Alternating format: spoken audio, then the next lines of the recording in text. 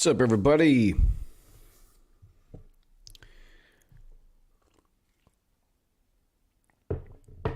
Welcome back to the Venator Trading $10,000 to $2 million funding challenge.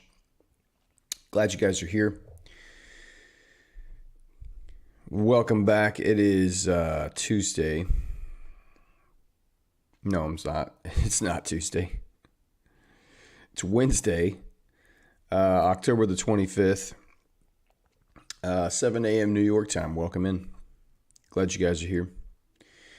We had a limit order set up on GU overnight for London, expecting a little bit of a retrace from yesterday's move just to put in a top wick. It never really did. It just dropped. So that limit order has been canceled. And just looking through different setups to see if we can participate in any kind of pullbacks from the New York session to continue those sells down. So we'll see. I've got my eye on a couple things. I'm going to run through it here. I need to get this this stream on my phone, monitoring it so I can make sure everything's going good here. So it looks like everything's working right.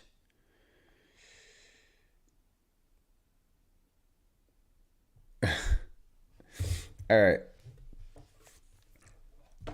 Welcome in. 10K to $2 million funding challenge sponsored by Bespoke Funding Program. If you want to try out a prop firm or looking to pick up another challenge or add to your funds that you already have, I would highly recommend Bespoke Funding Program. And I would ask that you use that discount code Venator, because when you do, you get 15% off of any challenge, an 85% profit split, and it helps out the stream here, as everything that we do here is for free. So welcome in. Here every day, Monday through Friday, trying to get up to that $1 million or $2 million in funding, and working on a phase 2 10K challenge currently. We were in 4% drawdown. Yesterday, we brought that up to a 0.5% profit, so 4.5% gain. On that trade yesterday, beautiful little trade. Nice to see that work out. So here on Eurodollar, we still have a lot of very clean downside action, very clean levels right here. We are sitting inside of this daily fair value gap. And now that we've closed above it, so this daily fair value gap right here, once it was violated and we've displaced above it, it's come back down into it. You would think it would act as support, but there's draw of liquidity right underneath these old lows. You can see we've been in a downtrend. We've had a short little pullback, and now so far this week we've had nothing but rejection. The monthly calendar here in October, we just have about 4 more trading days. I think 5 more trading days. You can see it's really just a big range. It's opened, put in a low, put in a high. We're right back near the open currently. So very interesting candle print here on the monthly.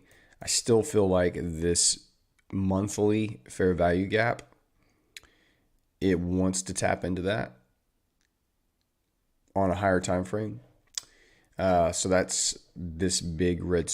As we drop down to time frames here on the weekly, you can see swing level down here, this monthly here. Daily, we've been in this huge downtrend. We've kind of had a short change of structure, but as soon as we grab this buy side liquidity, we've had displacement. So grab liquidity, displacement, grab a little more buy side, and now we're displacing back in. So currently sitting at a place where we have relative between today's low and last week's, what is that? I don't know, Friday's low. Still in place there. So any pullbacks here on Eurodollar, I would be looking to sell out. There's not a really super clean breaker. Even if you come way back over here, yeah, I just don't know that I would use any of those as good clean breakers. this 30-minute candle right here makes the most sense. And if that's the case, we've already tapped up into that 50%. And I think I would want to see euro dollar pull back up into this order block here. And there's just nothing over here that I would align with. Now you can just take a optimal trade entry. You can take a fair value gap. You can take an order block entry. Absolutely, you can.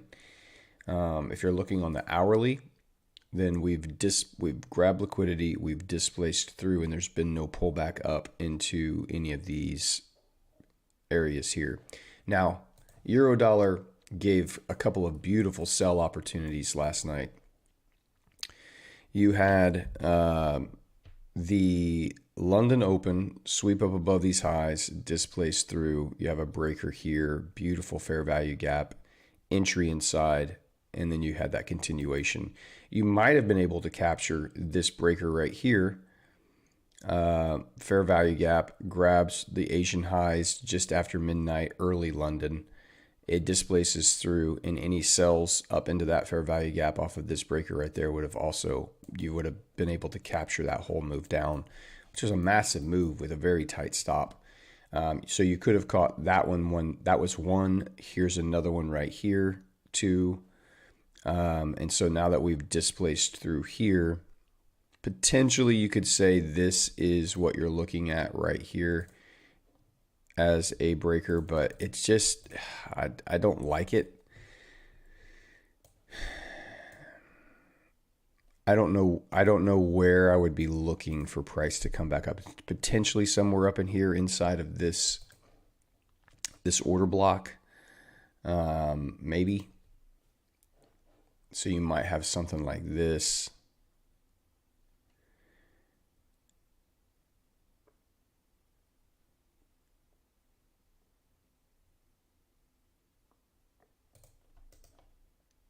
And then you put your stop potentially above the candle. You could use the bodies, maybe right here. And then you could target the low of the day. You could do your 2.1, of course. For me, a full winner would put us just less than 0.5% away. And so I think I might go for like I think it would be like a 2.4 or 2.3 to finish it out, something like that. So this could be a potential. I just don't know that you're going to get any kind of significant pullback here.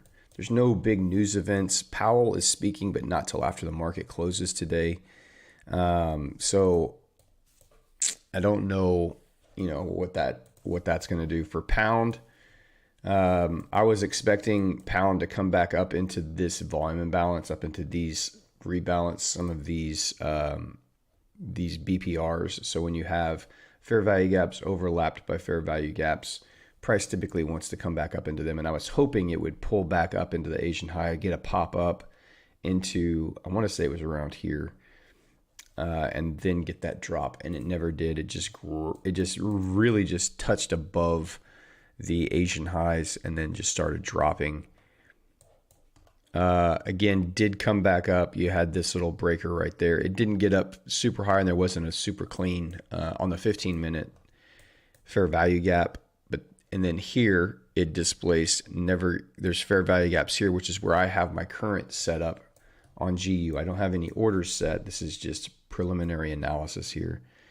I think this is too deep of a run for the dollar to pull back up into and then expect another deep drop all in the New York session. There's no news event to just give a big, massive, impulsive push up that far. So I would look to probably see something in and around this order block right here to want to be respected and priced to hold. And if I look to the left, is there a breaker that's displaced through there? Nothing clean. This is the cleanest breaker on the board right now, right here, last down close candle. We've run buy side. We finally displaced through it. And you have a nice hourly. So this hourly breaker right here, down close, run, displace, fair value gap. But again, that would be a very aggressive pullback. Now, it is an OTE from the whole London move down, which that's fair and fine. All agreed. But again, that would be, it would almost feel like this was your run on liquidity to the sell side, and then it wants to run back up higher. But we'll see. I'm just going to watch that and kind of analyze it as we go throughout the morning. But I would anticipate this order block to hold if price wants to continue the downtrend. Not sure I'd want to get involved there. The best looking trade I can see currently is on Aussie dollar. So here on Aussie dollar, this down close candle, we aggressively run buy side liquidity through the Australian session. And then overnight, we've just displaced all the way back through after running buy side liquidity. And then we still have some clearly defined sell side liquidity targets under here. So if Aussie dollar pulls back up into here, I really do like this setup here on Aussie dollar. You can see it if we pop up to the hourly time frames. You can see we've ran buy side, and then aggressive displacement through. And you have any of these down close candles, but I like the 15-minute one looks the cleanest, quite honestly. That's a really nice move. Rebalance a little bit of that and then come back down and start targeting these lows. It could, if it rolls over right here, it's because it's respecting breakers here. Here, ram buy side. We continue to go up, so this little breaker right here, down close candle, we've displaced through it, comes back up into it, which it already has a little bit. I think I would prefer to see it come back up into this breaker here before it drops. Dollar, I've cleaned up the dollar chart a little bit. Just we've had some stuff on there for a while, and I wanted to do some fresh analysis. This fair value gap right here on the daily time frame, we've grabbed sell side, and if today's candle closes out above this daily fair value gap, I think it gives us the propulsion that we need. Any move back down into the wick of this down close candle into this fair value gap, as I think is going to push us higher, at least back up into here, maybe up into here. We'll see. But this is inside of a monthly fair value gap up in here, and I still think this swing level, this 108, I think we're going to get to 108 before we see another massive drop in the dollar. And I say massive, this was a massive run up. Any kind of bigger drop, this was a pullback. We're ranging. I think once we close above this fair value gap, which it looks like it wants to do today, we'll see. We close above this fair value gap, it'll set up this order block with a fair value gap right on top of it, and it could set up for a deeper run higher, which would set up sells continued for the rest of the week for euro, pound, Aussie, all that stuff. GJ has run buy side liquidity, displaced through. You have this 4-hour breaker right here. Any move back up into that fair value gap, if you drop down into the lower time frames, you could just say it's going to be these 3 down close candles or 4 down close candles. So any move back up into this order block here, I would be wanting to sell. You could also just say, hey, right here, these down move up, grabs some buy side, and then displaces lower. If we drop down to the 30-minute, what do we see? You could just say right here. Again, this is just all refinement. As you go down to lower time frames, you see different levels and order blocks off of higher time frame structure. and 15.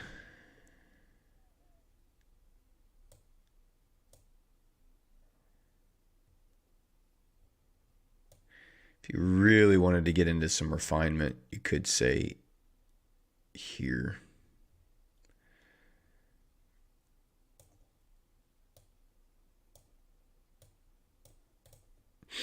I think, yeah. And then you've got your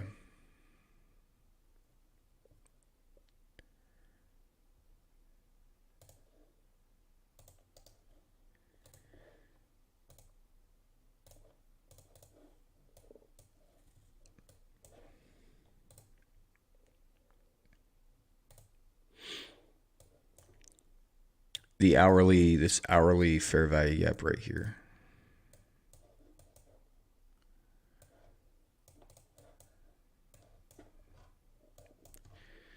So here's what you see on GJ. Pull a fib from the high to the low, lines up with an OTE entry, get you back above a premium of that last push down. So you could be looking at something like that.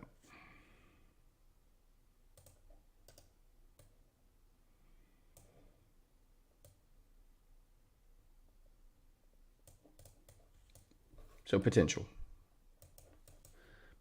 that's what you're looking for right there. But Aussie dollar is the one that I think am most interested in. But typically when the dollar is this strong and you get runs like this, you don't get the big deeper pullbacks. You don't get the OTE entries on these kind of runs. You typically just get short, small, little one candle pullbacks, and then you get those big aggressive. So you get a pullback, big run, short little pullback, big run, short little pullback. Will we get a big run here? Same on pound. Big run, not a very deep pullback, and then a big run, and then you're just getting some consolidation here. So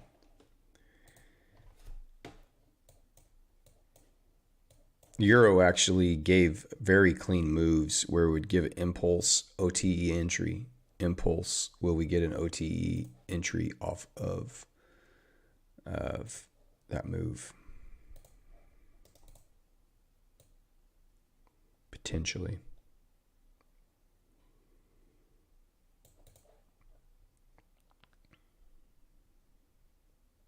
This would be your OTE entry up in here. That's what I'm saying. I don't know that we're going to get that deep of a pullback for New York. For New York to pull back that aggressively, I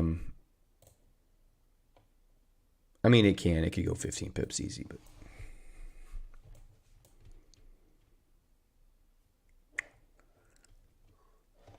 I don't have any orders set right now. The GU trade from overnight, I've canceled that limit order. I don't have anything set up. Aussie dollar is probably the one I feel like could get there, but that's a 20 pip move, which is kind of big for. If you look at the daily candle range on Aussie dollar, 70, 50.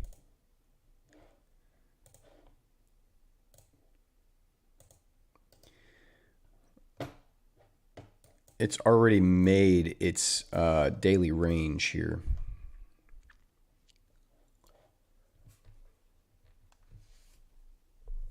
Oh.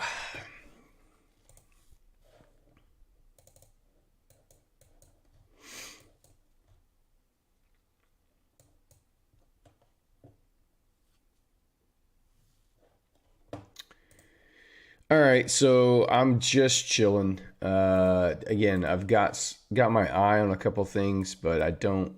Yeah, I was really wanting that pullback in the London just to come up a little bit deeper, so that we could capture this big move down in the New York session overnight and continuation with New York. So it just hasn't happened. Does it make me sad that I didn't hold that trade yesterday? No. I'm glad we're back above. We're 0.5% in profit from 4% drawdown. What's there to be sad about? If you miss moves, you're not really missing a move. You managed the trade that you wanted to, and that was successful. Now you just go on to the next day and you try to find another setup. That's all that we do every single day. We're not here trying to catch 1-20s, 1-10s. We're here to take a chunk, a little bit of a bite out of the market when we see our A+ setups form. We were able to do that yesterday.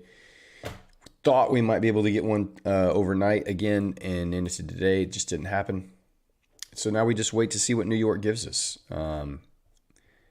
If we get displacement lower here off of this, so let's just take this off here for a second. Let's just clean this up.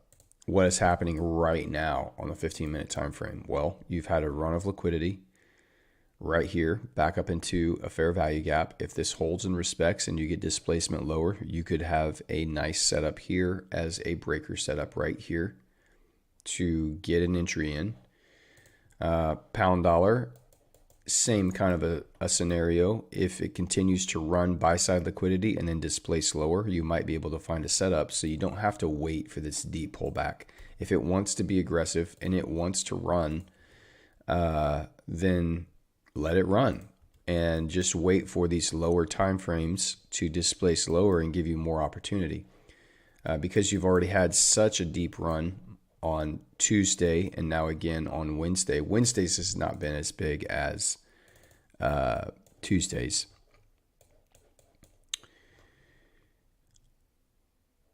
But you can see buy side, fair value gap, respect, massive displacement away from that internal liquidity there. Buy side liquidity, internal liquidity in the form of a fair value gap, and you get this huge displacement, which means your eye should go down into these lows here and these lows, and then of course the lows below us. So we still have downside sell side objectives. Don't just think we've had this massive drop, it's going to pull back. We've had this massive drop, it's going to pull back. It does not have to. It does not have to. Don't force your will. Don't try and force your will onto the market. If you see what you see and it works out, great. And then if you're wanting, like if your trading system says I only take OTEs, don't just trade the first fair value gap. Wait for that OTE to get hit. Like this is the part that I think a lot of traders can get messed up in when they see price running rapidly away from them and they were anticipating if it's moving in the direction of their anticipation and they didn't get an entry, they get so junked up about quote unquote missed profits, and you feel this manufactured pain inside of yourself that you could have just passed that challenge, or you could have just made 3% or whatever the number is. You've got to get over that. Like that's going to keep you in the 90% club for a very long time if you are getting junked up and like extremely frustrated about quote unquote missing moves. You're not missing moves. If you have a trading strategy and you have clear entry criteria, you have a very clear set of rules that tell you exactly when and where and how to enter. If the market does not give that to you, then you don't have a trade, and it doesn't matter what happens in the market after that. It doesn't matter if it runs 100 pips. It doesn't matter if it does not matter. You follow your trading plan. You follow your rules. You follow the criteria that you have set up in front of you. And you just manage that system. That's your only job. That's it. It's your only job.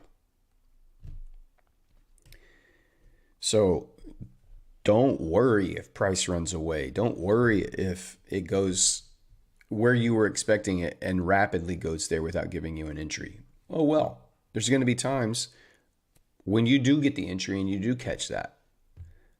You're just sitting on your surfboard in the middle of the ocean waiting for your perfect wave to come in. There's going to be waves coming by you all the time, and they're not your waves. It's totally fine. Just keep sitting there. All right, so we'll just watch we'll manage. We'll see how how New York plays out. I know what I kind of am anticipating and what I'm looking for, and so if we see it, we'll strike if the iron is hot. All right, let me jump over into the chat and let's get that going. Right, Ezekiel, good morning. Cisco, first like by me, let's go. What's up, man? LOL, what's up? If it's Tuesday for you, we can tell you Wednesday prices. Oh, man, wouldn't that be awesome? Yeah, I thought it was, I don't know why my brain thought it was Tuesday earlier. It was not.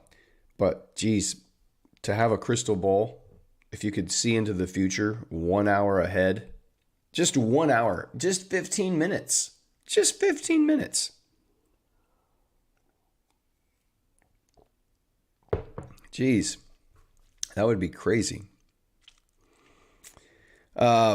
Barbara Robinson, good morning all. Welcome. Anand, good morning. Lee Rodwell, good afternoon, sir. Someone posted that EU breaker in Discord. Oh, beautiful. I hope somebody caught that. I didn't get a chance to look at all of the Discord comments from overnight. I actually woke up a little bit later than I usually do, which is probably why my brain thinks it's still Tuesday. Beeswax, what's going on? How come you keep being awake early on the charts? If you mean early, meaning like why I'm posting, it's late for me. It's only like 10 o'clock at night here when I post those. Right before I go to bed, I'll always do some late market analysis. And it was mostly for my other strategy that I would do those orders on. But I started thinking, well, we can include the breaker in that, and I can even post my other trade ideas. It doesn't have to be specifically about the breaker. While I'm going to try to do that here on the live stream, I can post my other trade ideas in Discord, and I'm fine with that. So that's where some of those are coming from. And if I have orders set up, I'll explain them to you and why I'm doing them. But that's kind of my vibe. That's what I'm thinking about right now for those later night, the last couple. For me, it's right before I go to bed. I'm putting those orders in. I know for a lot of you, it's in the middle of the night, and you don't get that. So, but if you're trading the London session, you should see that on Discord before the London session begins, so that any kind of false move or false breakout or Judas swing up into those areas could get you triggered in, and you catch those moves before the actual London breaker shows up, which happens quite a bit as well. I think the move has already happened for EU. Oh, for sure the move has already happened, but that doesn't mean that the move won't get a pullback and give you an opportunity to ride that back down. So, and the move comparably, this move yesterday, this move today has not even had the same kind of displacement off of that. So any kind of pullback here on EU, you could anticipate a pretty aggressive sell-off, a continued sell-off. Look at this move from yesterday. And today it's been a fairly smaller range. We haven't had that big continuation yet. So while you did get a drop off of that London session, you haven't had the massive sell-off like you had yesterday. Like this move yesterday, people were like, oh, the EU move is over. Because we had this drop from London. We come into New York right here, and then what happened? You had just from the New York, you had another 60 pip drop, and it had already dropped from this high. It had already dropped 70 pips. So there's no reason, just because it's dropped 70 pips in Euro doesn't mean it can't drop another 50 or 60 in New York. And today, it's only dropped 40, so it hasn't even dropped what it did yesterday in Euro. So don't think that just because, oh, we've already had the move in Euro, we're done. That's a false. You're gonna miss more moves if you keep thinking like that. Like, you just need to keep trading your plan and trading your system. When you see the moves, take them. When you see the moves, take them. This Aussie dollar setup, I really do like this Aussie dollar setup.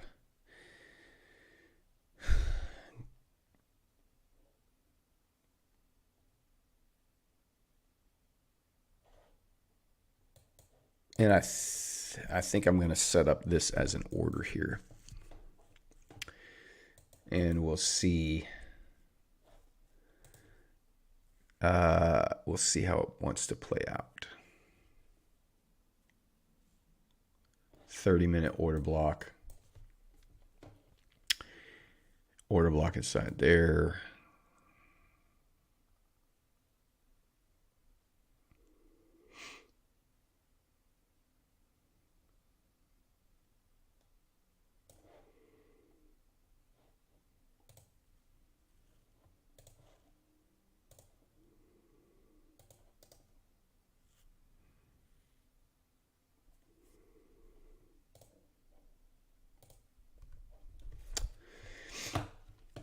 All right, so where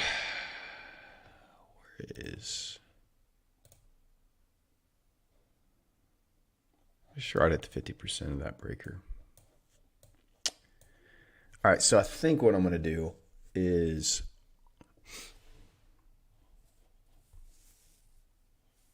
put that entry right there.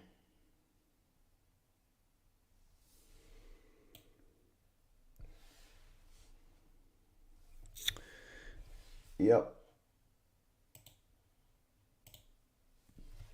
All right, so here's let me put this in on Aussie. 63532. That's my entry. Perfect. 63656 is my stop.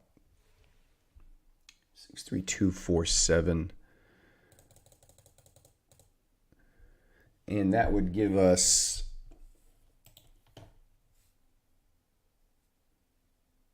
I believe that would finish off that challenge on this right there. All right, so I'm going to copy that out. And I'm going to put this in here on the Discord.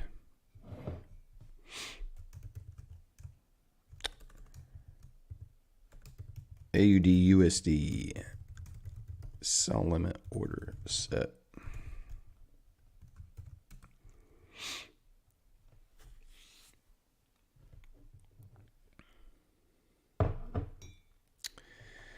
All right, so that's the move that I will look for there on Aussie.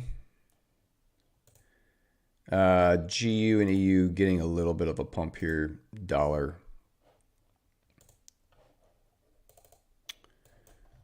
Again, you would anticipate this order block and this fair value gap, these fair value gaps holding up and respecting. So any pullback you get down into this area, you would anticipate another run up. So we'll see. Again, this daily, this orange box, brown box, I don't know what color y'all think that is. Or yellow, whatever. Any move down, any closure above that today, I think signals more upside for the dollar. If it does not close outside of that, if it closes aggressively back inside this box, it's still in that consolidation. But if you get a strong daily closure above this fair value gap, I think you're going to see prices run higher. You got an order block set up here that completely engulfed yesterday's or Monday's open. Tuesday completely took out the top side and engulfed it, the body of the candle, and now you're seeing a little continuation. So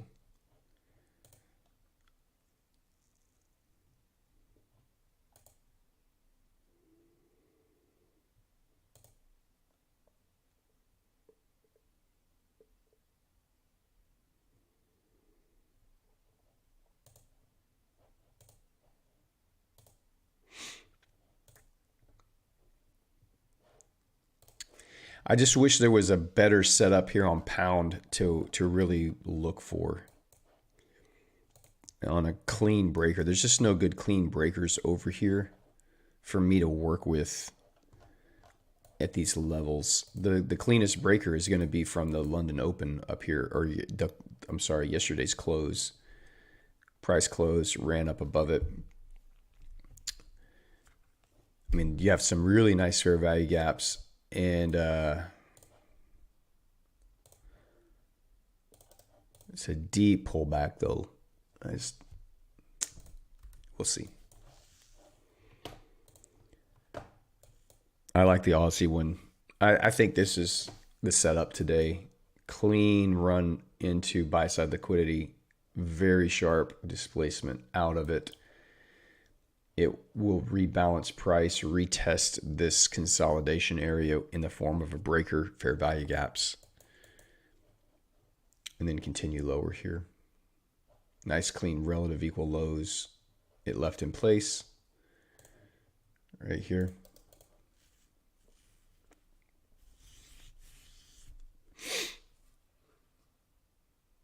Yeah, I think that's the one I'm digging the most, but we'll just watch and wait. GJ, this hourly fair value gap into this hourly breaker.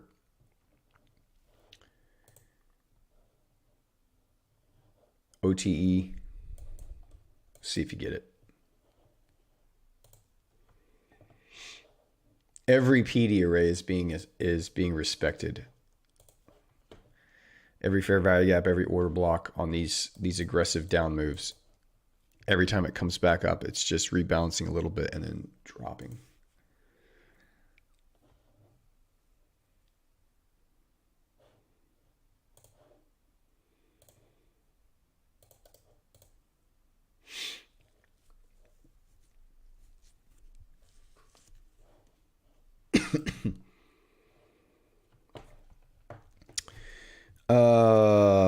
Let me get back over here. What's up, Keystone? Welcome in, Cisco. Yeah, not 2 a.m. for me. 2 a.m. for me is the London Open. And I'm posting those setups at like 10:30, between 10 and 11 my time.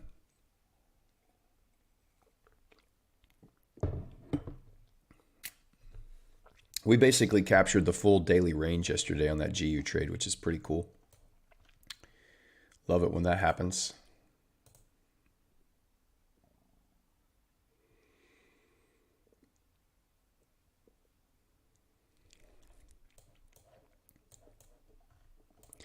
I saw Patrick Whelan call out ICT, and I saw Raja Banks post some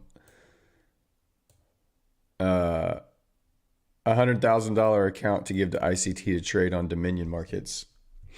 Everybody's calling out ICT to step up. ICT has challenged people to enter Robbins, and now he's changed his challenge to don't call me out unless you're at the number 1 seat on Robbins. For the longest time, it was like enter Robbins and prove you can do it. And then it was, let's just, you enter Robbins, I'll enter Robbins, and we'll see who wins. And then it was prove that you entered Robbins. And then people did. And then he was like, oh, you faked it. That's not proof. And then they would show pictures of their actual Robbins account. And he was like, oh, well, you're only at 4%. That's not, that you're not even on the leaderboard.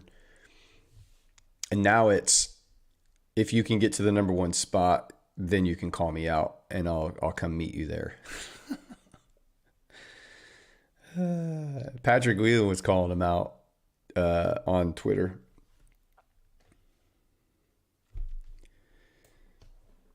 It is a little funny how there's in today's age, it's so much harder to. There are good traders out there that are making a crap ton of money, and they're doing it live streaming. They're doing it all, right? And so it's so much harder now for guys like ICT to, like, there's no reason why he shouldn't be trading live. There's no reason why he shouldn't be on YouTube every day proving with a live account and live funds like Patrick Whelan does. Like, there's other guys, it's not just Patrick, but there's other guys that do the same thing every single day.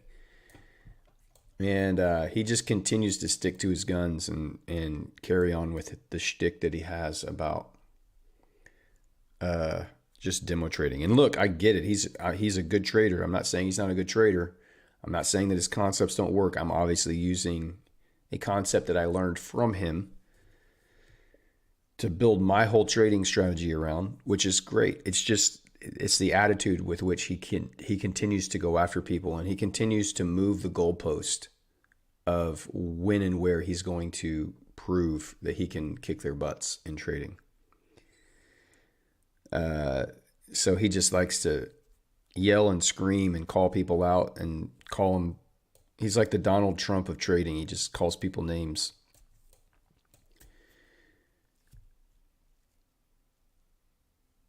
I mean, just enter the Robbins Cup, ICT. You go to number one. Shut everybody up. Enter Robbins Cup. Go to number one, and then you don't have to call anybody out. You can just say, "I was number one. I did it. Done."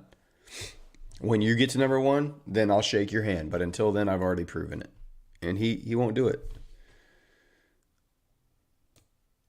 He won't do it, and he never will. There's too much at risk for him.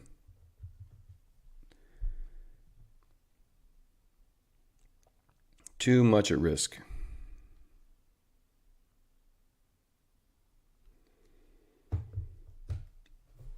He has built himself up so much into this kind of divine, godlike trader status that should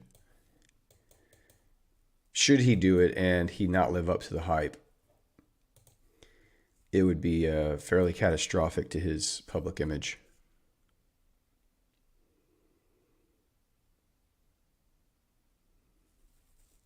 So high. I mean, he really is. He really kind of is the Donald Trump of trading, man. Like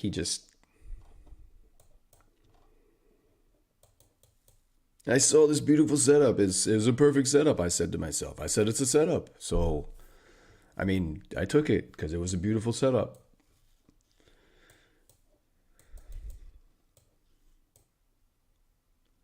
You stupid traders crying like dogs. You fat traders. You horse-faced traders.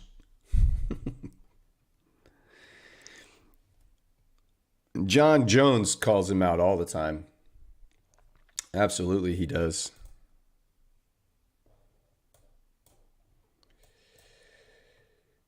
What's up, Saeem? Good evening. Oh.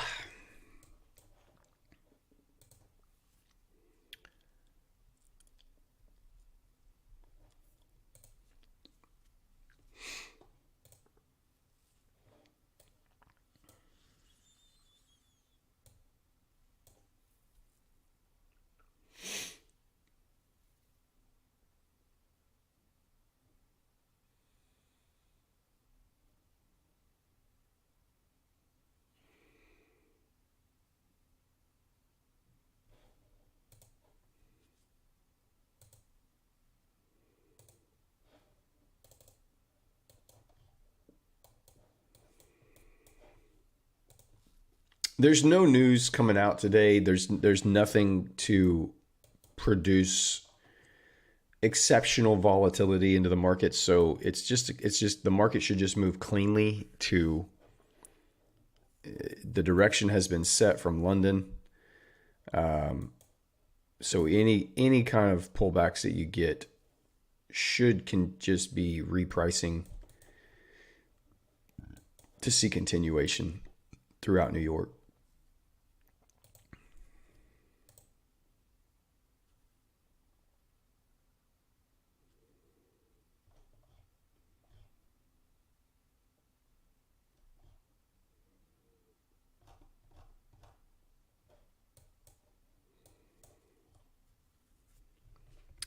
So I've says I have a perfect setup, or you can call it an edge, which works out almost every day, but most of the times I'm hesitant in taking trades.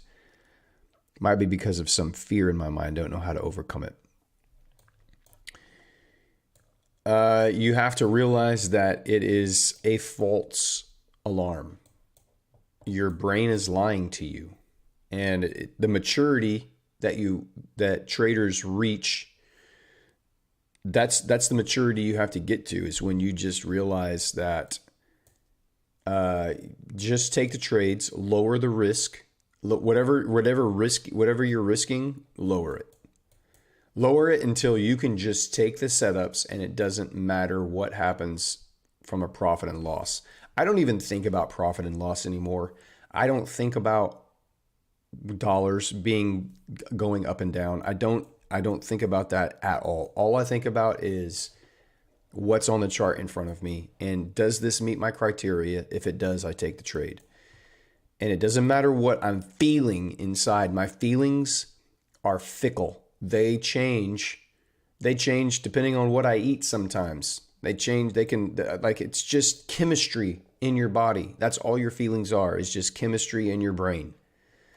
Certain hormones get released. Your subconscious brain tries to it thinks you're in danger. It thinks that it's trying to protect you. It has no clue what's happening right there in front of you. It's trying to convince you that you're going to lose profits or you're missing out on profit. It's just, they're all just false alarms. And you've got to be able to step outside of yourself and look over your shoulder and go, hey, there's nothing to be afraid of. Just take the trade. Take the trade. If you have an edge in the market, if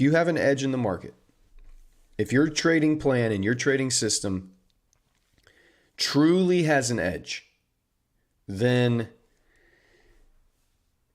every time you let one of those setups go by, you have dulled your edge. Because in edge, when we say you have an edge in the market, it means you have a statistical edge in the market.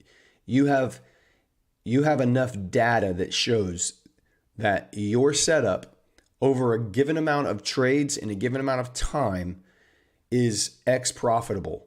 It's a statistic. That's what an edge is you statistically have an edge with your trading plan.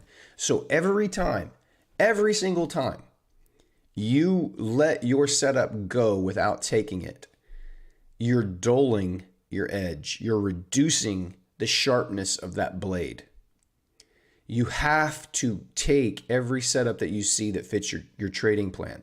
That's where your edge is. It's inside of those numbers.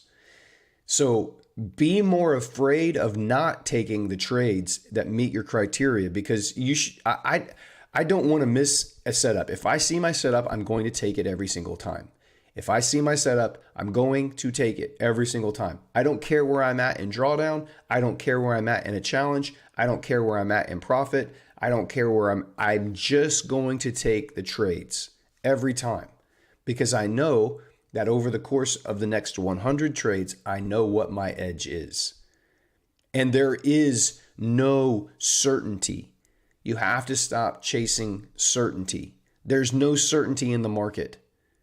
You don't know when you're going to go on a 3-trade losing streak. You don't know when your setup is going to not perform well. And you don't know when it's going to perform exceptionally well. You don't know. No one does. All you know is that this setup over a large sample of trades is going to produce probabilistically X return. So you have to sit in front of the charts. You have to take the setup every single time it's there. Reduce your risk. It will help with the fear. It will help with the pain. Okay? If you've got a lot on the line, so to speak, then you're over leveraged.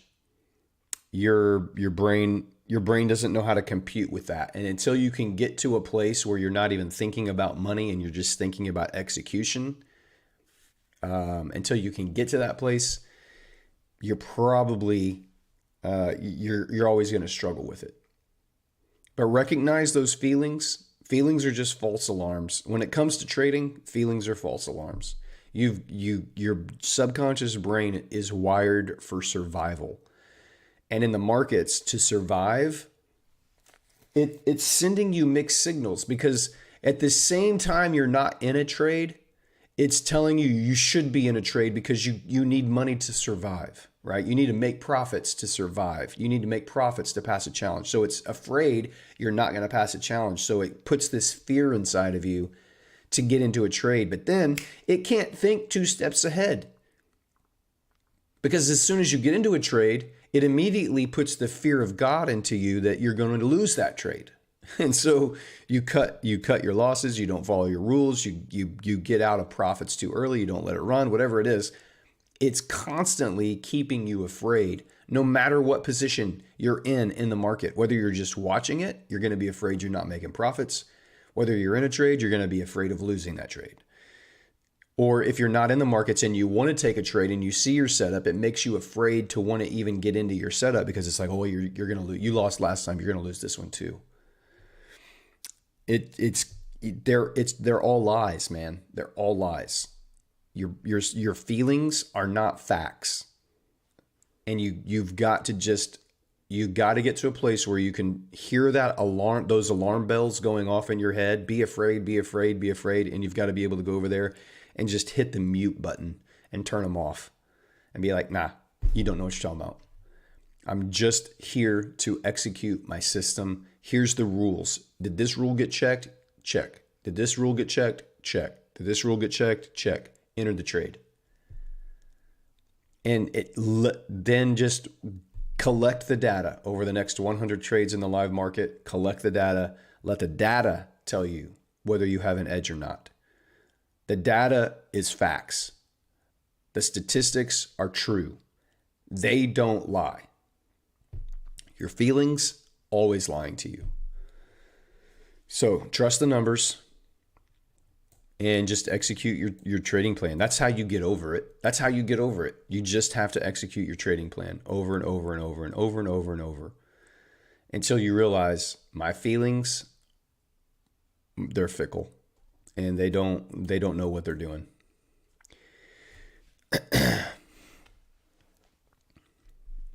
Can't say I told you so, but I told you so, says John. Yeah. Now he's I mean, I've never disagreed with you on that fact.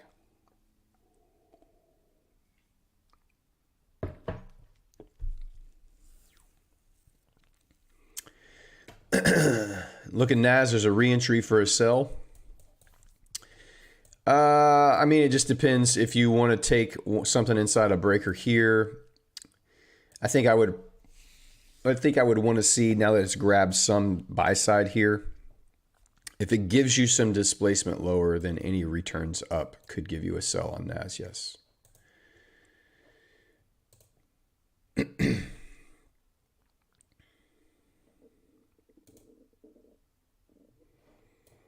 Pound tapping up right into that fair value gap here. It's running some buy side liquidity, short-term buy side liquidity, and starting to displace lower.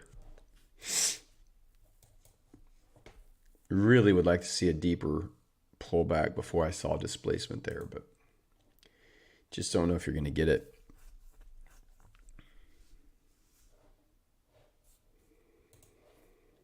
Where might GJ want to go?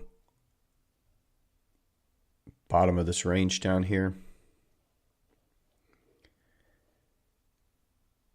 Did it take out that low? That low was 181,618.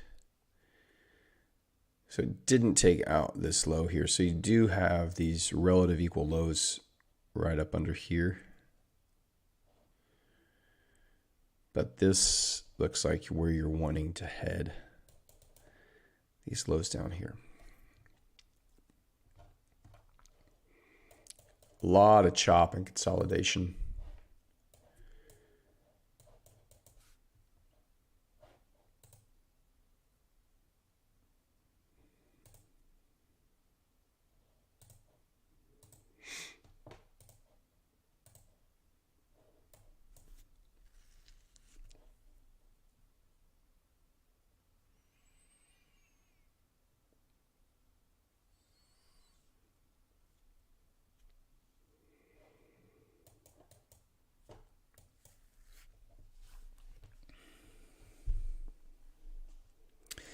How do I know the ICT talk would wake John up? You always know that's going to wake John up.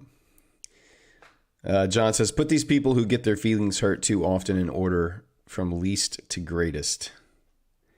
Justin Bieber, ICT, Trump, Charlie Sheen, and Nero. Well, Nero, I'm not sure even where to put him on the... I've never really get his feelings hurt. I don't know. Does Justin Bieber get his feelings hurt a lot?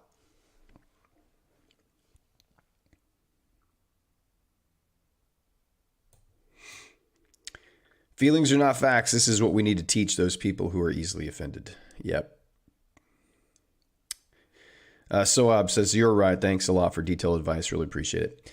I mean, we got to help each other, man. And I used to struggle with that a lot. I used to struggle with not executing and then seeing my setup and then watching it and then not taking it and then watching it work out and be like, I should have taken that. And then the next time you see your setup, you take it and it didn't work out that time. And you're like, oh, well, crap. It didn't work out that time. And now you have more fear, but you should have taken the first one. And had you taken the first one, you still would have probably been in profit, even if the second one didn't work out. And so this is why you have to take, this is why the casino always makes money, because they know the edge that they have on every single game in their building. And they take every bet on every game. And they might have days or a day where the edge goes to the player and the players make money, but they know they don't go in there and change the rules or shut down games. They just know over the course of those next several weeks, months, or year, that game gives the house an edge, and they have to participate in every single instance of that bet for their edge to play out. And they're going to make money in the end. They make a lot of money doing it that way. And you can too. Be the casino. Be the casino. Be the casino boss, the guy who participates in every single setup that fits his plan. That's the way your edge, that's the way the statistics will eventually work out in your favor. All right, getting some displacement now down further here on GU and EU. Not quite displacing, but GU is. So, I would think if you can get this displacement down here, you can just ride that trend. So we'll see. Hourly candle is about to close. Setting up a new hourly order block right here. So we'll see how that plays out. GJ, again, we may not get, you probably won't get that deep of a pullback. And that being the case, you could say, depending on if you can get displacement through that level. Aussie, our limit order is set up here. So until we get a break of this structure, I would not be looking for a new setup there. I would just keep this limit order in place. Nothing here on NAS for me. I would want to see displacement at least through this low here.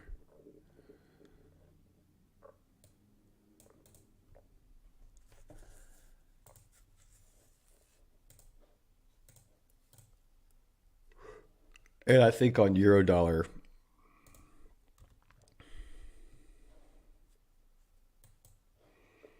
you can use these. I think I would probably rather see displacement through that level there for a short pullback return to continue lower.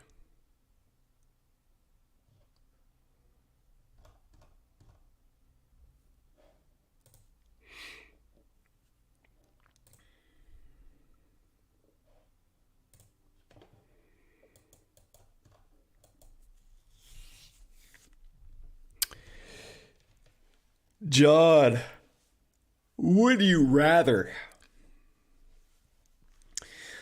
sing the national anthem at a televised baseball game with your fly very noticeably down, or lead a Sunday school lesson with Raja ICT as well a bunch of GMAs in attendance? Because I can sing, I'd probably say sing the national anthem. You'd go viral, baby. Instant fame. The fly down singer. But I think I think the Sunday school lesson with those guys, that would be freaking hilarious. It might be frustrating as hell actually trying to teach anything, but I think getting all those guys in one room would be hilarious to try to see how they would interact with each other. Anytime you can get some big personalities together that there's potential for friction, all for it. That's right. I ain't worried about what I'm packing. Make the world jealous of my wife. John, okay, let me add. You were going commando at the game. I don't know that I would. I don't know that I would want all of that out there on national TV for sure. I have been on stage and sung, led worship and stuff at church with my fly down before, but I don't know how noticeable it was. Other than I noticed it after I got off the stage.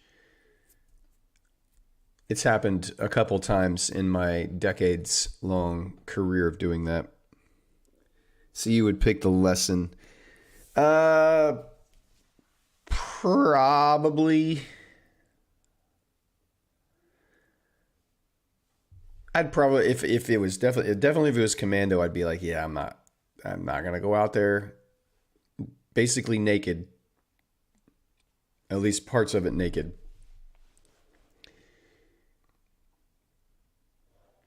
Not unless I was like Dirk Diggler or something. You don't want to ever sing the national anthem and make it about you. So that's why I would probably avoid that. Is like if I felt like I was doing something and I was the focus. Like if you were giving a concert, you're the focus, right? If you're singing a concert, your people are paying to be entertained by you. You're the focus. The spotlight's on you. You're the center of attention. You should do everything you can to entertain those people. If you're invited to sing the national anthem for some event, it's not about you. So don't make it about you. That's, I think, my bigger issue with it all is that it would be like, that's just not, to me, not a good look. It's like you're here to honor the country, not yourself. Now you should do a good performance and you should sing well, right? Like I'm not opposed to that, but you should sing in a way that honors the country, not yourself. You should sing in a way that people feel proud to be whatever country you're in my case, an American, than they are more about sing it in a way that inspires people to feel that patriotism and that love for their country. Don't sing it in a way that people are like, I don't even know what that guy just sang. I just like him. That's my take on the national. That's why I don't think you have to be I think you have to have some skill to be able to sing the national anthem. Yes, absolutely. You should be a good singer. But you don't have to be the best singer. Some of the best national anthems I've heard are just average Joes who have decent singing voices, and they're up there to honor the country and they do a good job at it. And you're like, yeah, this isn't about the performance. It's about honoring our country.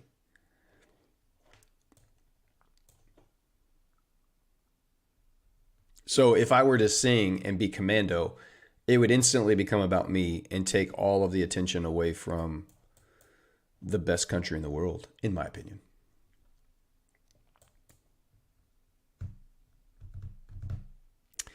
Brad, just want to let you know that my challenge account is still not breached, but in deep drawdown. I will let you know if anything changes. Saeem, it happens, man. You've watched me breach my accounts here. It happens. You sometimes you just are going the way that it works out. You're just going to have to it's gonna happen. You're not, even after you get funded, there's very, very, very, very few, even good traders that can keep their funded accounts for years, if not even just months. There are some that can, but there's a lot that just, with the prop firms and the drawdown limits that you have, 8% drawdown or 10% drawdown in the vast reality of the world of trading, that's not, it's not uncommon to see accounts be 13, 15, 18, 20% in drawdown at any point. So to only be managing and working with 8% to 10%, that's pretty tight. Again, these prop firms, they have to walk a very fine line of making it so that people can profit, but also that they need their business to profit as well. Hourly candle open here at the 8 o'clock hour. You can see nice rejection off of that fair value gap here. This is pound dollar. In this fair value gap here, off of these breaker blocks here, the displacement below there, we haven't had a retest back up into that. I was kind of hoping you would get a pull back up into some of these ranges last night to rebalance some of that. Didn't happen to catch that move down. Unfortunate. We did catch this whole move though. We caught that whole, we entered right inside of here, almost a sniper entry, and we got out somewhere down here yesterday.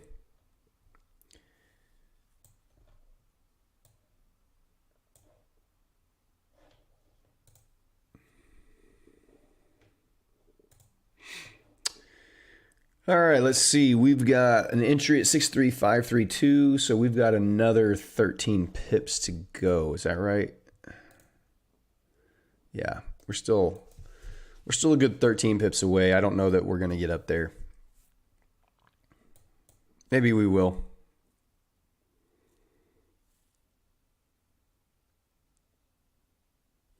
John says, that's a game my friends play where we get two scenarios and then have another pick a side, then add to that side until they change their choice. Singing naked with your junk hanging out in front of on national television. I think you've found the line for me, my friend.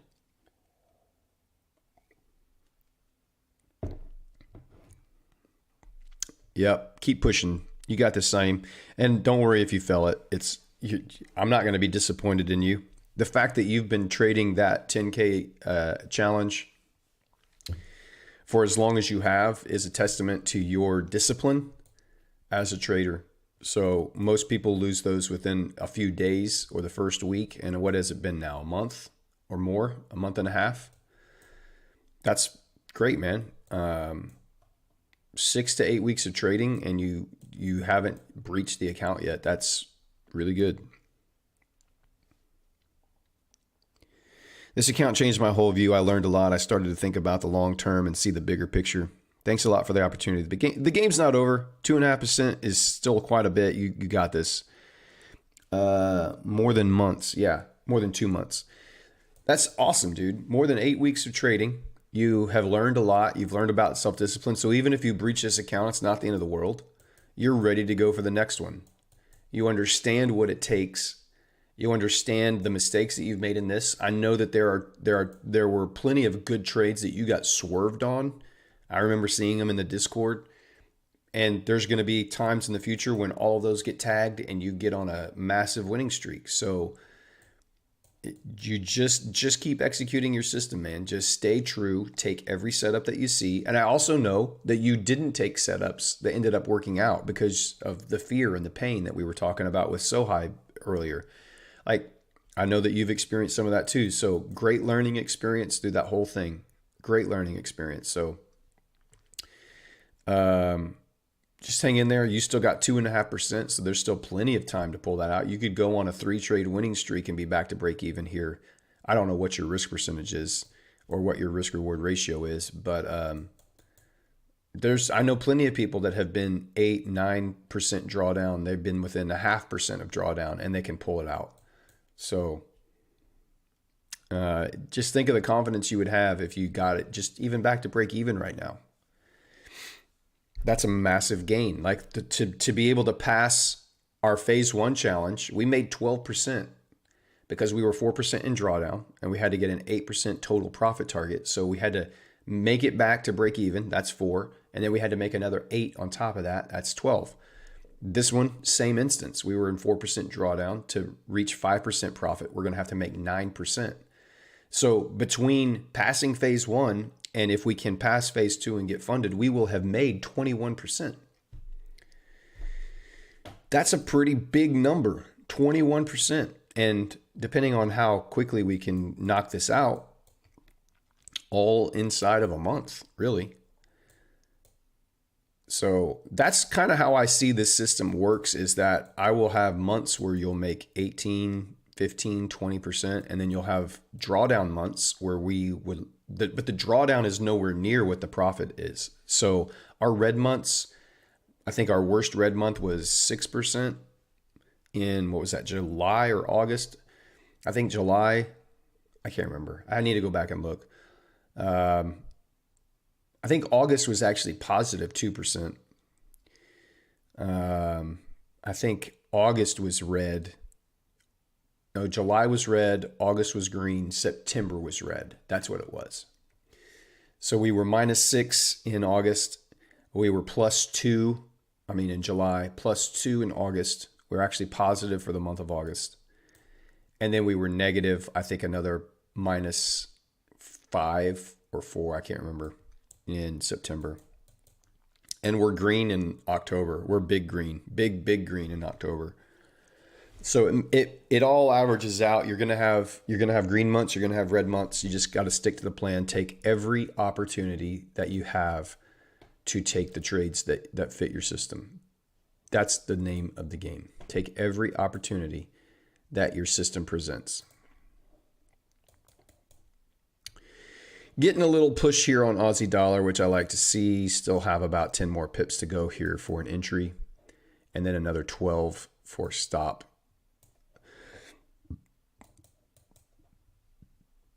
So we'll see if we'll see how well Aussie dollar wants to play today. Shadow trades, my account's still at 25,283. 2 days now, haven't seen a trade. Now, shadow trades, I don't believe that, because you're posting setups. You're posting setups in the Discord all the time. So why aren't you taking those trades that you're posting in the Discord? And your account's in profit. You're going to need to increase your risk, my friend, just slightly. I don't think you need to risk, 1%, but I don't even think you're risking, are you even risking 0.25% right now?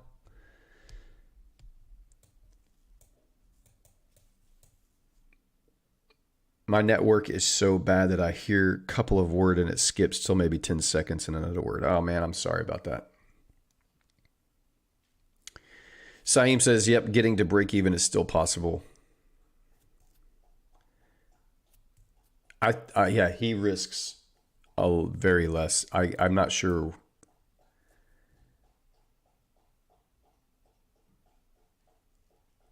How much he risks, but I would advise him to lower that. Increase that slightly. Now, that's you got to trade your own system. You got to trade your own plan, 100%. So don't just be like, oh well, Venator told me I need to increase my risk, and now I'm going to fail this. That's not what I'm saying.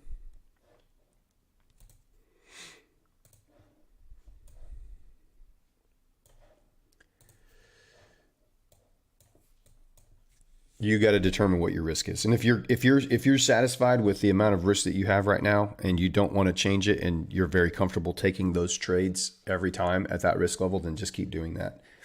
But just know that it's going to take you an extremely long time to reach profitability or even pass a challenge.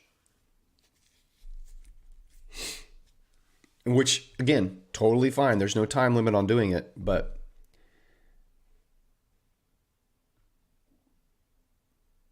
I don't like sitting in challenges too long. If I know what my risk reward ratio is, I know what my win rate is, my losing streak is. So I'm not trying to take forever to pass these challenges.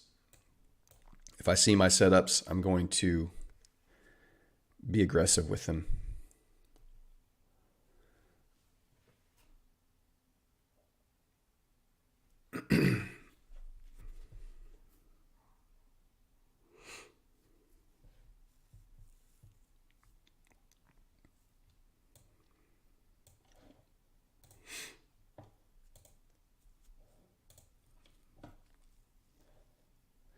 If we could get the dollar to just stab a little bit lower into some of these fair value gaps here before it makes another run up for the rest of the day.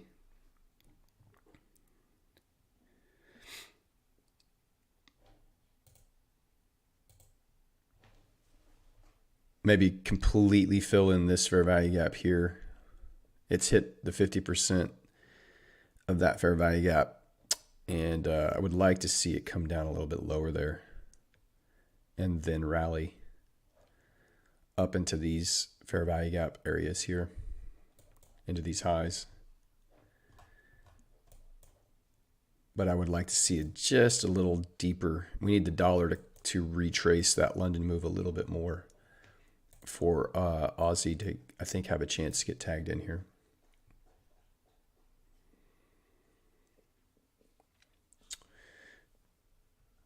My dog's doing over there?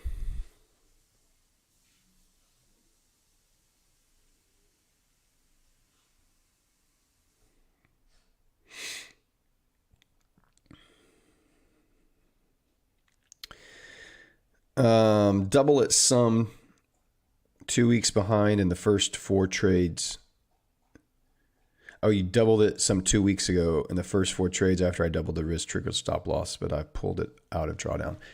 Look, you can't, don't change your risk because you go on a losing streak. Because as soon as if you double it and you go on a losing streak and then you lower it, you've just handicapped your risk reward ratio. Pick a risk percentage that you're going to use, and then that's it. Don't change it. Because let's say one trade you risk 1% and you lose, and then the next trade you're like, oh, dang it, why did I risk 1%? I'm only going to risk 0.25% or 1/3% now. And then you win the next one. You still haven't even made up the loss. Even if your risk reward ratio is 1-2 or 1-3, you may not have even made up that loss. You didn't win more than you lost. And that's how you stay in this business, is winning more when you win than the losses that you take. So you cannot be constantly changing your risk percentage per trade, because your risk reward ratio is going to get obliterated.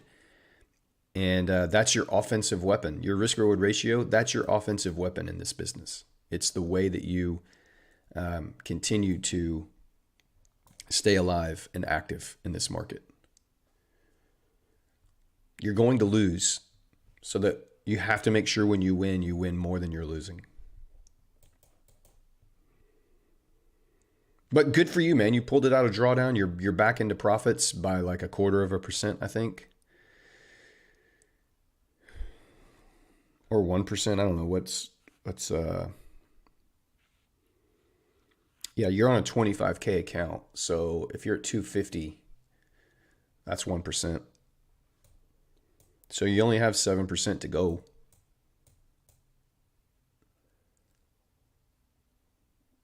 You could win the next 3 trades and pass your challenge if you were. But again, you determine it, man. I'm not here to convince you that the way you're doing it is wrong. That's not my goal or intent. So don't hear me saying that.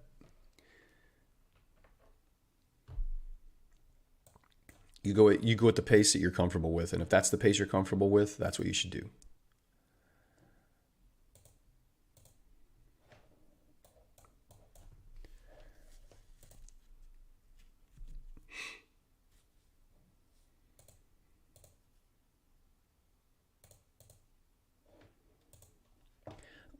All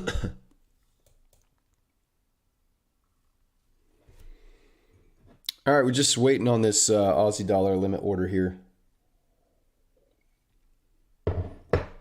to see if we can catch a move off of this breaker fair value gap entry.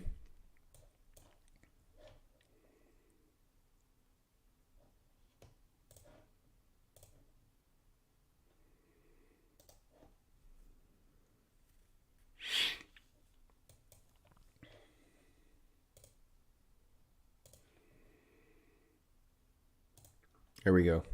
We haven't done this in a while.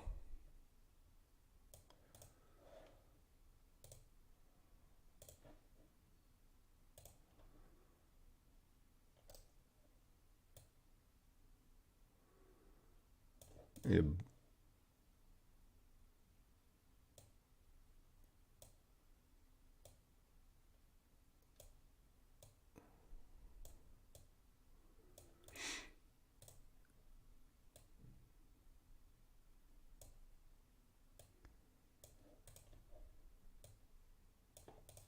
How about that? Now it should all work out.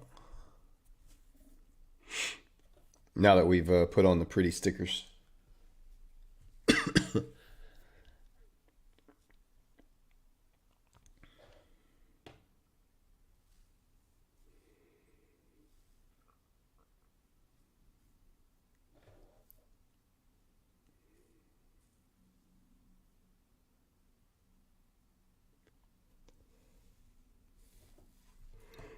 Oh.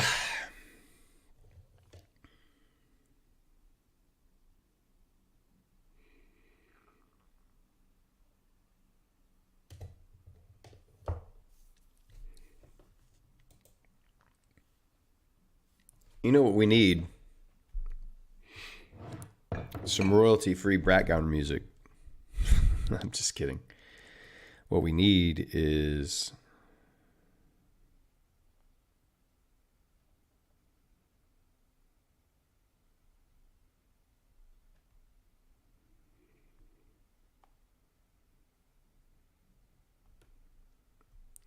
hold on.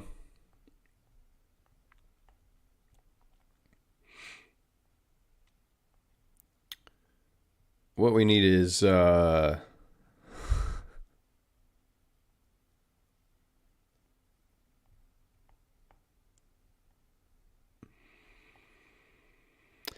don't mean to brag, but cashiers, they're always checking me out.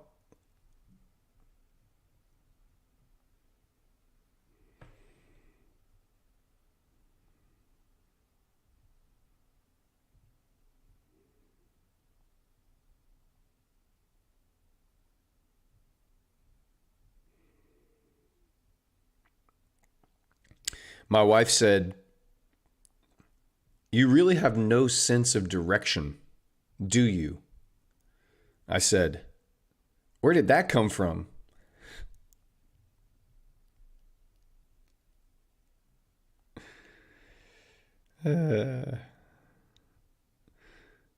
My friend asked me the other day, "What do you do for work?" And I said, "I race cars." And he said, "Do you win many races?" I said, "No, usually the cars are a lot faster."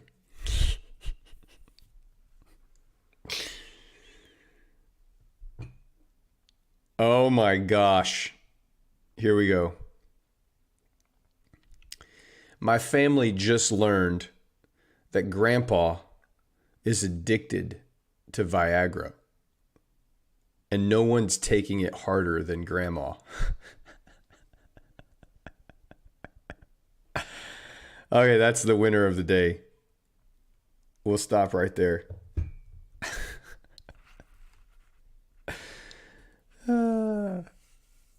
Grandma taking it hard.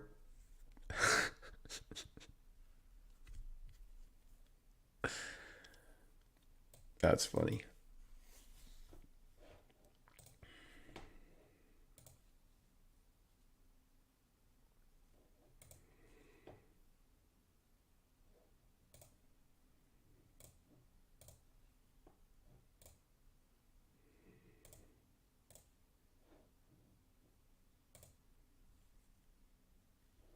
Hey, yo. There it is.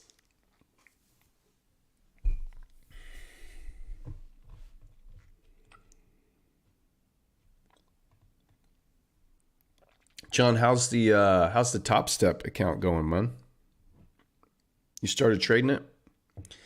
Oh, I forgot our daily shout out to the Leo Ben Candle Company, the unofficial sponsor. And by unofficial sponsor, I mean not at all sponsoring the live stream here. But the teak wood and oak candle, top of the line, my friends. If you haven't gotten one yet, they have an Amazon store. I highly recommend it.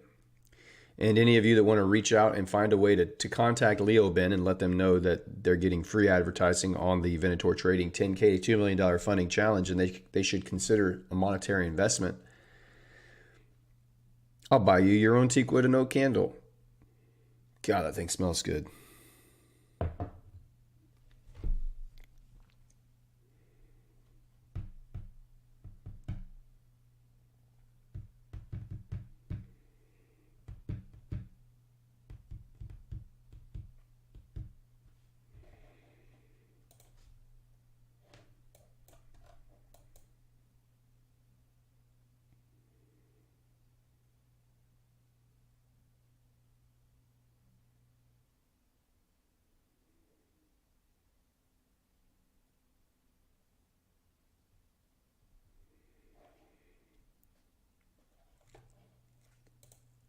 I'm wondering if off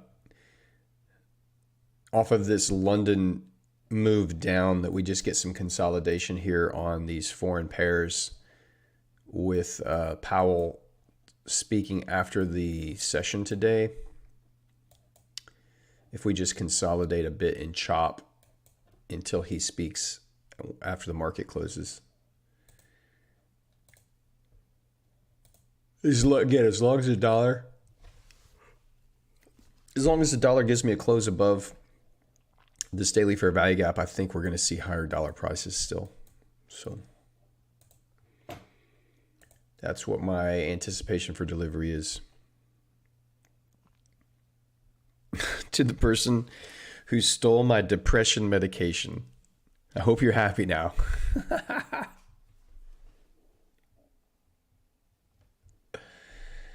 Yes.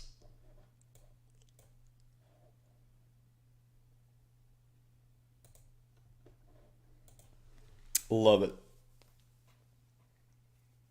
Oh, gosh.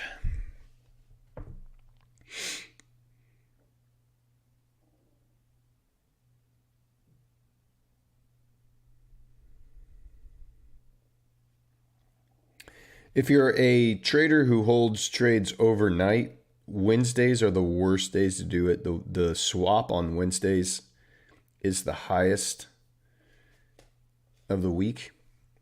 That Wednesday rollover, the highest, it's the biggest swaps of the week. So you don't want to, today is not a day that you want to, I mean, unless you're a swing trader and you're just used to that, whatever. But if you're ever considering holding a trade over from one day to the next, Wednesdays, and you're not typically doing that, Wednesday's not the day to do that.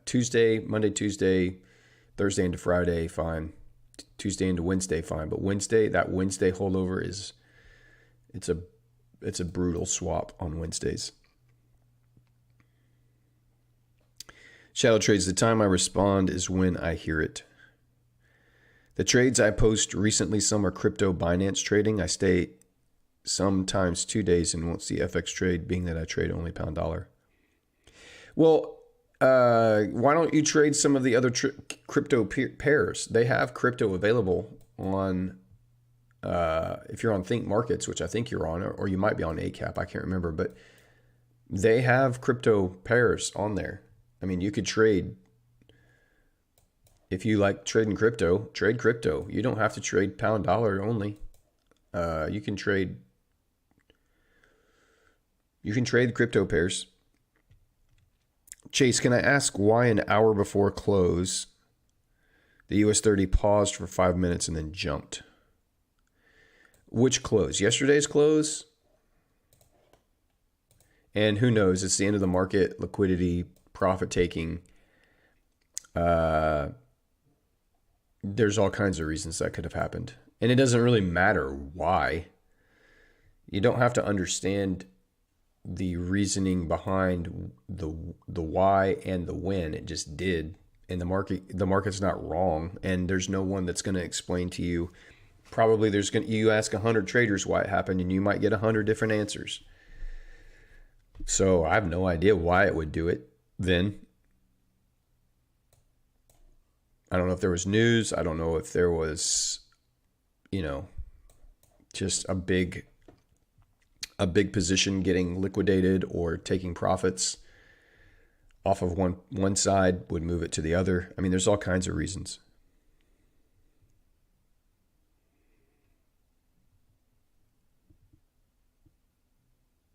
See you, Shadow. Hope your network gets worked out, but we'll see you in the Discord channel. You're always active over there, so maybe tomorrow your network will be a little bit better. Chase, yesterday's, the NAS kept moving, but the US 30 didn't have anything happen for 5 minutes. Just thought it was weird. I don't know, man. I wasn't watching it, so I'm not really sure what would have caused that to happen.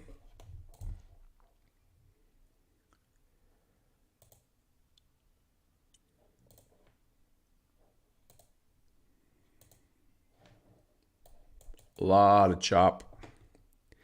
Could you take us through again on the Aussie dollar trade setup? For sure.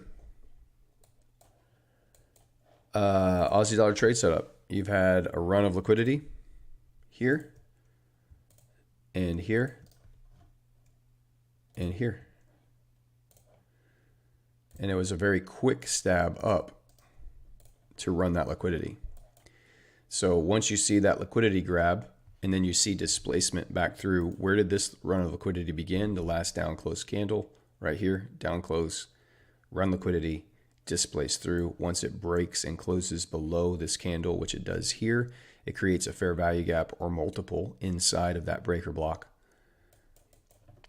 And it left the sell side liquidity in place. Actually did not run it at all, came right to it. Now it's created relative equal lows, which is more engineered sell side liquidity. And then you have these bigger, higher time frame sell side liquidity targets under here on Aussie dollar. So we're looking for price to pull back into this breaker, this failed order block, and we're looking for it to rebalance some of this aggressive move down and then continue its downtrend. So that's the setup. Run of liquidity to the buy side. We're expecting a stronger dollar. So if that's our anticipation, then we're looking to sell the foreign currencies against the US dollar. So we'd be looking to sell Aussie, pound, and euro. So any displacement through and creates a beautiful breaker, run of liquidity, breaker block, fair value gap. We set our entry at about 50% of the breaker and try to identify a fair value gap in and around that as our entry target. Our stop is above the breaker and above the candles that created the highest fair value gap there, and above this 30-minute order block. So we have a TP of 2.3. 2.3 TP would close out this challenge in full. So it's a little bit more than my 2.1 that I go for, but that close, being that close to the 2.1, I would be fine holding this. And it lines up with this sell side liquidity here. Tap into that sell side liquidity block right there. So we'll see if we can get the trigger. If it gets triggered in, I like this trade. I like it no matter what at this point. I've set the limit. I've set the order. Now that this is set, there's nothing else to do. I'm not going to change my mind. I'm not going to redo this. It just is either going to get hit or it's not. We might get swerved. That's okay. It is inside that breaker right now. It's reaching up into this fair value gap, which is inside this breaker. That's all it needs to do. I would like to see it dig a little bit deeper. That's always my preferred entry, is to see that dig a little bit deeper into that breaker. That's my preference. So if I get my preference, then I'm going to get my entry that I want, and then we'll go from there. But if I don't, and it just runs sell side liquidity after tapping that little fair value gap and the breaker right now, if this is where it wants to turn around, then I let it go. Because if I had taken that entry, if I just take a breaker entry inside that fair value gap, I still have to put my stop up here. And now to get the same TP, I need price to run all the way down here. So I would rather wait and get a better entry and have a shorter TP than to have to wait and sit in this possibly for more than a day. So, all right, I need to take just a little restroom break, and then we'll be back and see how this hourly candle closes out here on pound dollar. See if we can get one more push up. Let me go hit the restroom. I'll be right back.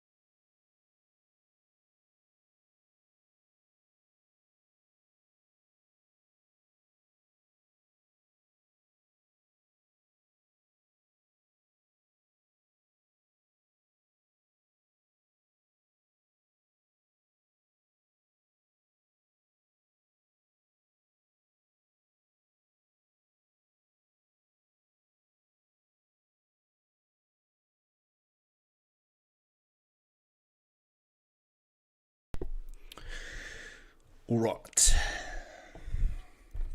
What's up, Davis? Welcome in, man. Good to see you again.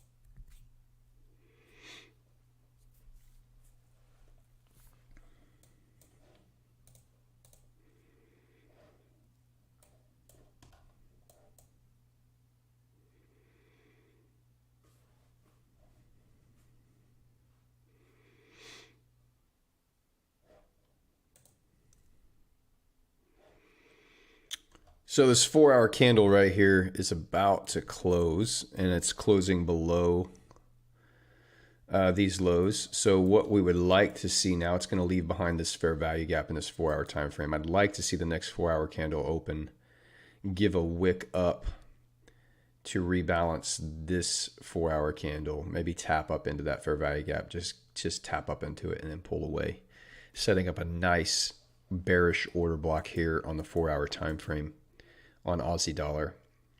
Up close candle, down close. So that's going to be, I still like this setup. We'll just need the new 4 hour candle to push up into that, leave a wick, and then come down.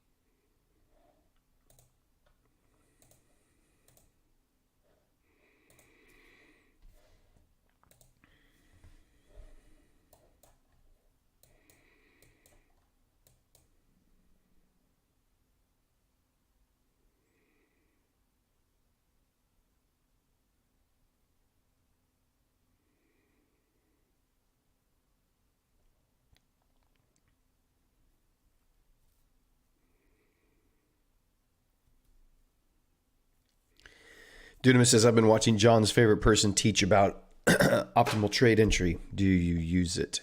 I do use it, yes. I use it as Confluence. I use it to help identify pullback areas on order blocks and trends. So yes, I definitely use it. I don't use it by itself. I don't just use the OTE. You can. There are traders that only use OTE. That's all they do. They just wait for a impulsive leg, a displacement leg to form, and then they just wait and they trigger it on either the 62 or the 70.9 or the 72.9. They just have a limit order set on every OTE leg. I know traders that do that, and a lot of them are profitable with it. So I use it more as Confluence to line up with the breaker, the move, the premium discount, all of that together. You cannot use every single concept in entry that ICT quote unquote has originated. There's just too many of them, and they're gonna cause you to just have paralysis of analysis. And you just need to identify the one or two concepts that really resonate with you the most, and form your own trading plan off of those. And then just execute. It's just a matter of execution over and over and over and over and over. Just keep doing it.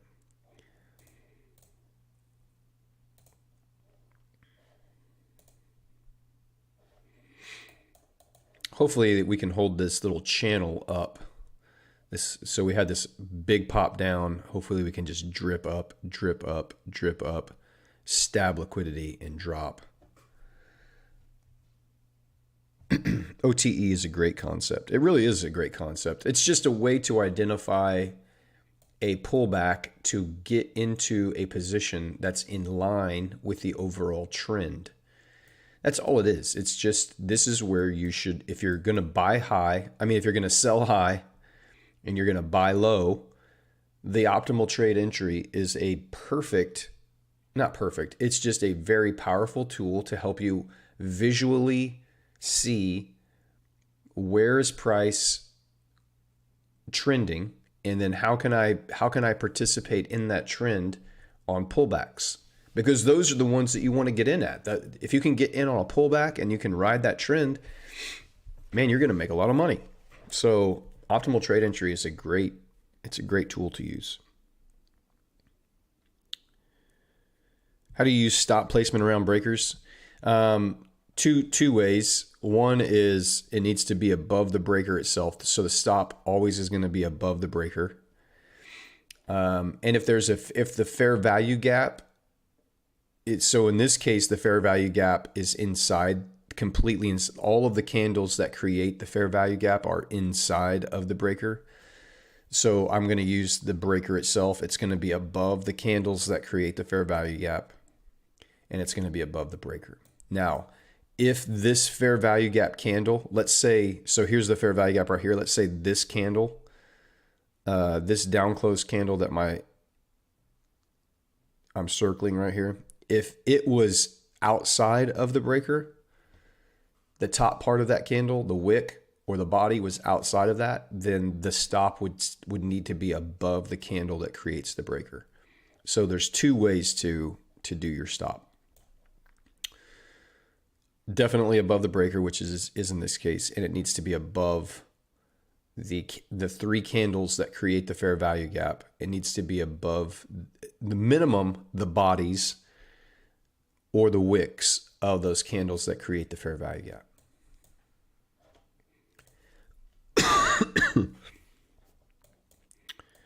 So for instance, on this euro dollar move that happened during the London session, you have your breaker right here. So this down close candle was the last down close candle before price ran buy side liquidity right here. So euro dollar, this is the Asia session. London opens, it runs buy side liquidity. As soon as it runs buy side liquidity, it displaces below and closes below on this candle right here. When this candle closed right here, you now have a breaker set up on the London session. So this candle closes at 1:30 a.m. New York time. You have this fair value gap. Now here's the breaker. So if you're going to look for an entry at 50% of the breaker, and it needs to be inside the fair value gap. Well, where's your fair value gap? The fair value gap is right here.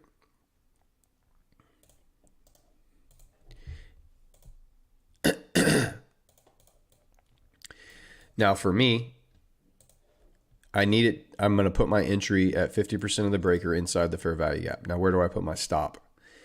Well, it has to be above the breaker.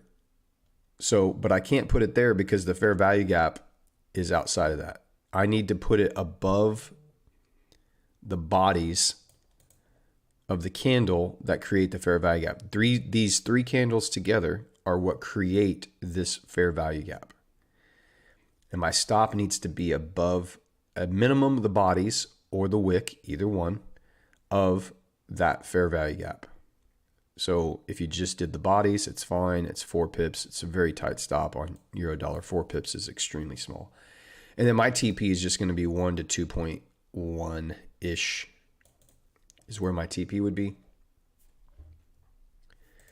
And you can see you got an entry there, and then it does give you one more entry. That might have actually been a break-even trade because you probably would have moved to break-even at this point, and this candle comes back up, retests one more time before the big drop. But that's how I would have used my stop. It's got to be above the breaker, and it's got to be above the candles that create the fair value gap. So in this case, it would have been above the candles that create the fair value gap, not just the breaker. But on the close that out. Yes. On the pound or on the Aussie dollar trade that we're looking at right now, it's the fair value gap. It's still all of the fair value gap is inside the breaker, so I'll just use the breaker itself, put it a couple pips above, and let it be what it is.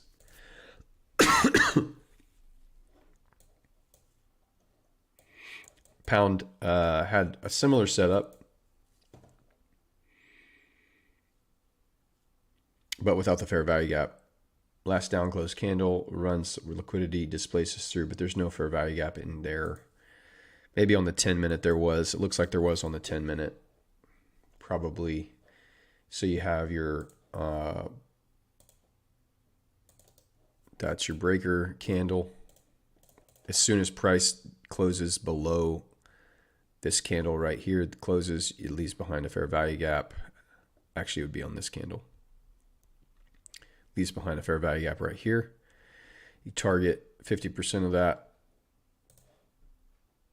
You have to put your stop above the bodies of the candles that create the fair value gap. 1 to 2.1. And you can see that would have been a nice, quick, easy TP. Triggered in, barely any drawdown. Runs away. Really nice setups. London often does this. London will often run the high or the low of the Asian session and then displace away from that, and gives you London often will give you that nice little Judas swing fair value gap breaker setup.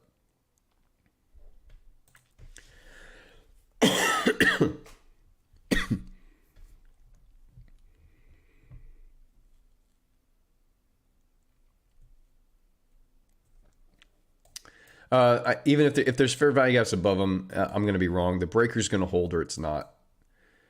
So it may want to run up into those higher fair value gaps. It very well might. In this case, I'm anticipating this 30-minute order block to hold price. 15-minute order block right here. Fair value gaps, OTE entries. So you have the breaker, the fair value gaps, order block, OTE. So you have several confluences here for price to want to stay below all of this range. If it wants to come back up into that range, it's probably going to stall out. You can see where it's stalled out many times in and around that same spot. My stop is actually above all of this consolidation junk anyway. So there's several reasons here.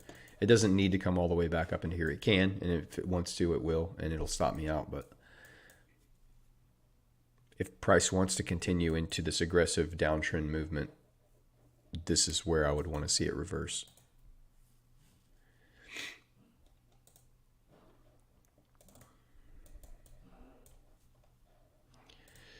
Dollar showing some weakness again. I would like to see it come in and refill in this whole hourly fair value gap here. And if it does, we might be able to get our push up on Aussie dollar. It's interesting to see the dollar being weak here on DXY, but Aussie not showing that same strength up.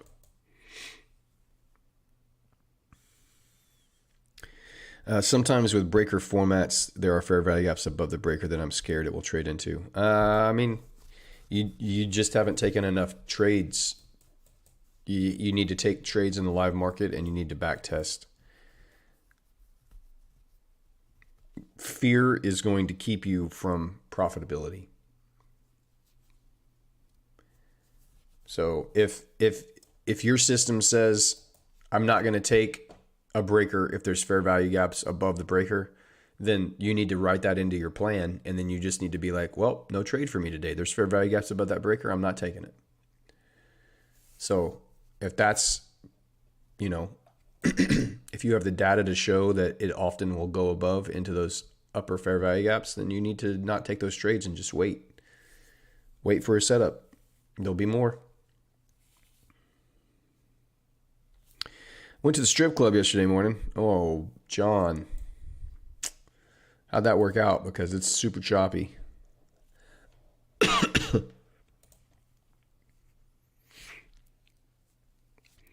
No cover charge and free drinks for everyone. They wanted me to stay a lot longer than I did. They kept saying, John, stay for a bit longer, but I didn't. Yeah, you got to be in and out. You got to be in and out.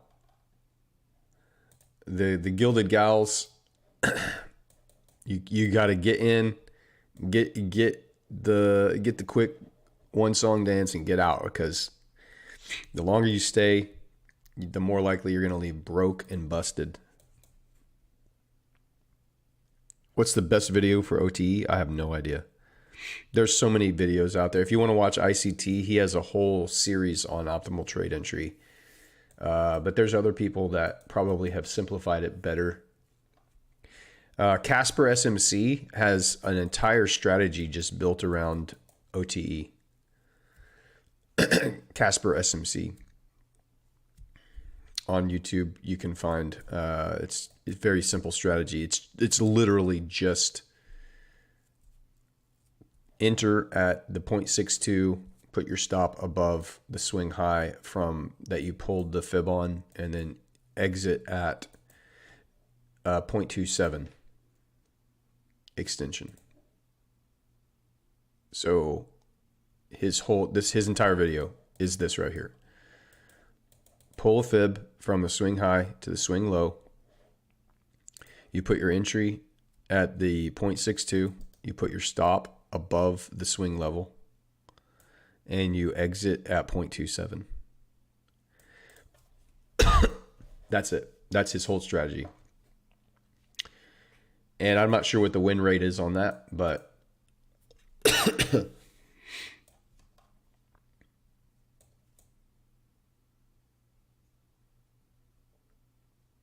it's super simple.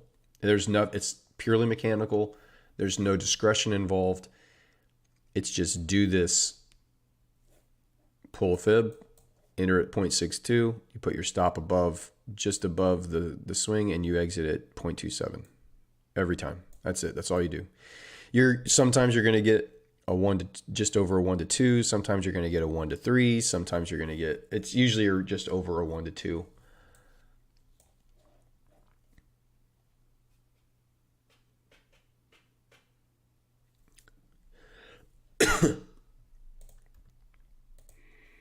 It's just a way to identify where you want to get in on deep pullbacks from displacement legs.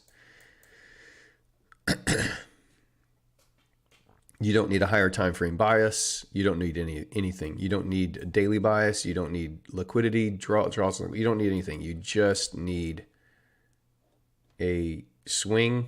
Just get a leg, pull a fib, enter at the OTE.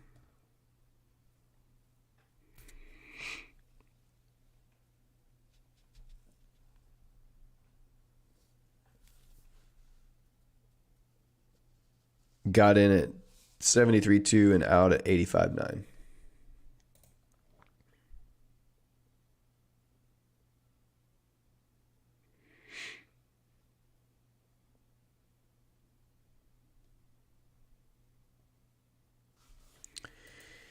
In and out, man. That's the way to do it. You can't hang around with the Gilded Gal. You'll get a high heel through the temple. And you won't even know it. You won't see it coming. You'll just wake up in an ambulance.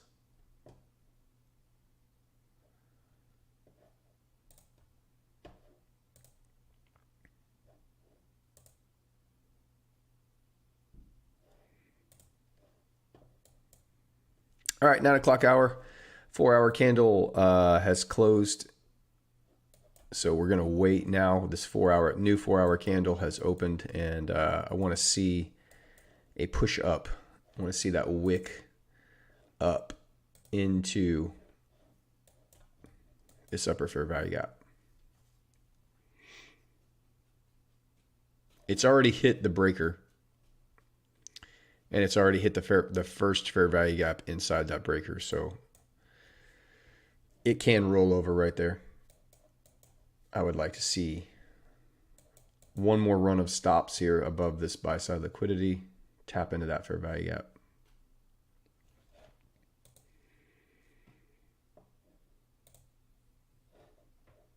I would anticipate if GU wants to continue this trend, this 15-minute order block, these candles right here, this is where I would not want to see price get back above that. There's no breaker set up here for me, no breaker entry from anywhere over here, just not anything clean. But if I was looking to take just a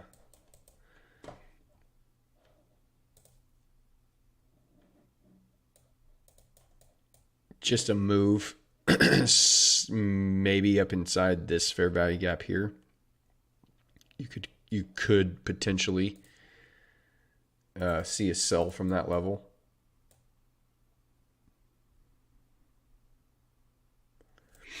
But I don't just blindly enter on OTEs or directly off of order blocks at these lower time frame levels.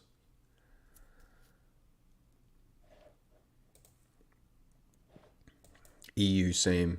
You would want to see this leg up be respected. Nice little fair value gaps up in here, potentially to target as sells. If that's your jam.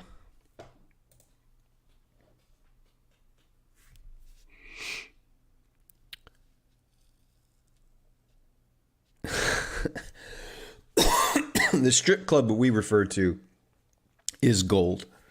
We call gold the gilded gal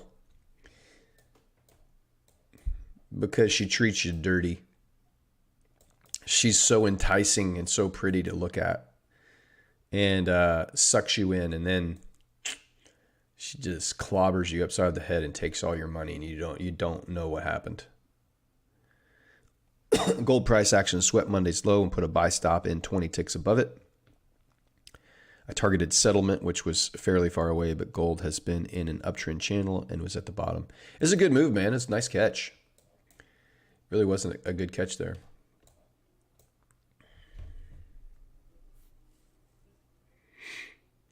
Ran previous day's low, get in,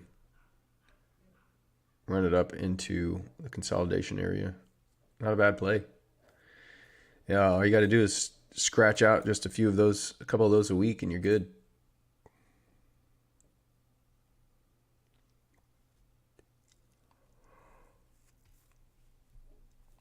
Oh.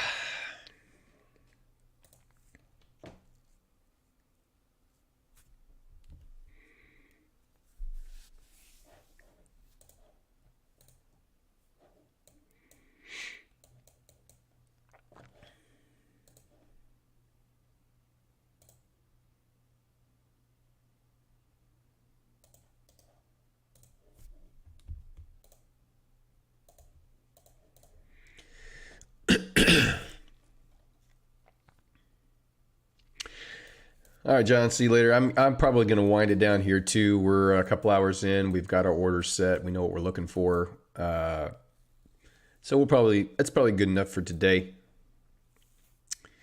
Probably good enough for today. Appreciate you guys being here again.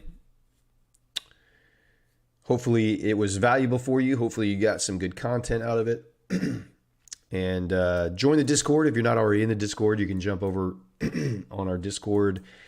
Follow me on Twitter. We'll be posting any updates to this this trade here. If we get triggered in, we'll post it all on Discord and follow along there. So you guys enjoy the rest of your Wednesday, wherever you're at. Hope you're having a great day and hope it finishes out well for you. But stay safe. Happy hunting. And we will catch you guys tomorrow morning, 7 a.m. New York time. Adios, y'all.